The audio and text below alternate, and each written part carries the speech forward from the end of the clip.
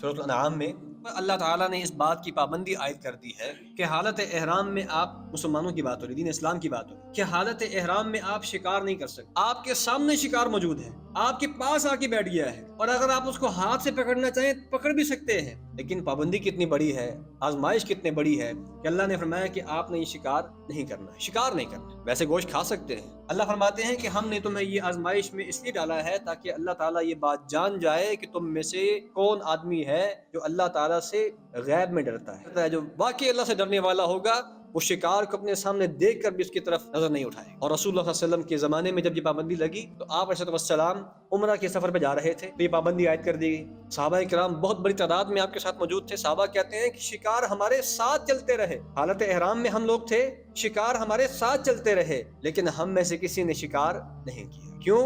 اللہ کی طرف سے پابندی لگ چکی۔ جب اللہ نے منع کر دیا ہے تو پھر یہ کام نہیں ہو سکتا ہے۔ یہاں تک اس حد تک پابندی لگا دی گئی کہ کوئی اور آدمی جو حالت احرام میں نہیں ہے اگر وہ شکار کرنا چاہتا ہے تو آپ نے اس کے ساتھ معاونت بھی نہیں کرنی، اس کو اشارہ بھی نہیں کرنا ہے کہ دیکھو وہ شکار جا رہا ہے، اس کو یہ بھی نہیں بتانا ہے، یہ بھی بتا دیا تبھی وہ شکار کیا ہو جائے گا، حرام ہو جائے گا۔ یہ آزمائش تھی اور آج تک یہ آزمائش موجود ہے۔